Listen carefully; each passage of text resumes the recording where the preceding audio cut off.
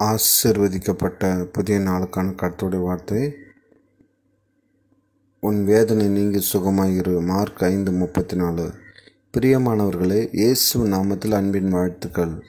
12 வருடம் பெரும்பாடு என்ற வியாதி கொண்ட ஒரு சகோதரி மருத்துவராலும் மருந்து மாத்திரையாலும் சுகம் கிடைக்காமல் வாழவே பிடிக்காத நிலையில் வாழ்க்கையை வெறுத்திருந்து அனுதினமும் வேதனைப்பட்டு அந்த சகோதரி இயேசுவை தேடி வந்து அவருடைய வஸ்திரத்தை தொட்டு சுகத்தை பெற்றுக்கொண்டாள்.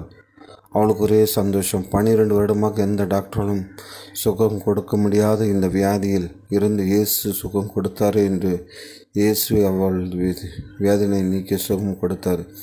இதை கவனிக்கிற சகோதரி, நீங்கள் எப்படிப்பட்ட சூழ்நிலையில் இருந்தாலும் தேவன் உங்களுக்கு விடுதலை கொடுப்பார். அதிசயங்களை அற்புதங்கள் செய்வார். தேவன் தாமே ஆசீர்வதிப்பாராக. ஆமீன். மை சேனல் சப்ஸ்கிரைப் பண்ணி ஷேர் பண்ணி லைக்ஸ் பண்ணுங்க. ஆமீன்.